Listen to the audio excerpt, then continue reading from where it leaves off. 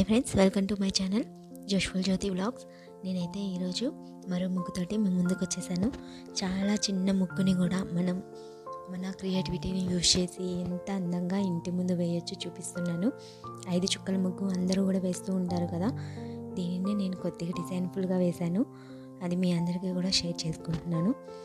ఈ ముగ్గు ప్రతిరోజు కూడా మన ఇంటి ముందు ముగ్గు వేస్తూ ఉంటాము. ప్రతి ఒక్కరు కూడా ముగ్గులో పసుపు కుంకుమ అనేది వేస్తూ ఉంటారు, అవునా ఫ్రెండ్స్?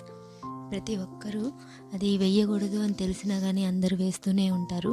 అసలు ఈ పసుపు కుంకుమ వేయడం అనేది కరెక్టా కాదా, నిజమా, వేయొచ్చా లేదా అనేది మీకు ఎవరికైనా తెలిస్తే నాకైతే షేర్ చేయండి. నేనైతే పసుపు కుంకుమ వేస్తాను ఫ్రెండ్స్. ఎందుకు అంటే ముగ్గు అనేది మనకి చాలా పవిత్రమైనది. చాలామంది చూడండి, నేను చిన్నప్పటి నుండి కూడా చూస్తున్నాను, ఏ ముగ్గు మీద అయితే మనం పసుపు కుంకుమ వేస్తామో ఆ ముగ్గుని తొక్కకుండా వెళ్తారు ఫ్రెండ్స్. అదే మనం ఏమి వేయకుండా ఉంటే ఎలాగంటే అలా వెళుతూ ఉంటారు.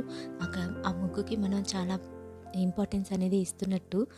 సో నేనైతే వేస్తూ ఉంటాను, కానీ ఈ మధ్య కొద్దిగా రంగు వేస్తున్నాను, ఎప్పుడో కానీ వెయ్యను. అసలు మన ఇంటికి కూడా గడపకి పసుపు అనేది రాస్తూ ఉంటాం. అసలు ఎందుకు రాస్తాము అంటే, ఇది పూర్వకాలం నుంచి కూడా మనం గడపకు అనేది పసుపు రాస్తూ ఉంటామండి. ఆ రోజుల్లో ఏంటంటే ఇంట్లో ఉన్న ప్రతి ఒక్కరూ కూడా బయట బ్యాక్టీరియా ఎక్కువ ఉంటుంది కదా, అది లోపలికి రాకుండా ఉండడానికి అది వేస్తున్నామంటారు. కానీ దీని వెనకాల కూడా ఒక స్టోరీ ఉందంట. అదేంటంటే, అసుర సంజవేళ శ్రీ మహావిష్ణువు నరసింహ అవతారం ఎత్తి ఉగ్రుడై హిరణ్యకశ్యపుడిని సంహరిస్తాడు. అట్టి గడప శ్రీ మహావిష్ణువు స్నానం అంటారు అనమాట. దానికి తోడు గుమ్మం వద్ద వ్యతిరేక తరంగాలు ప్రస్తవిస్తూ ఉంటాయి.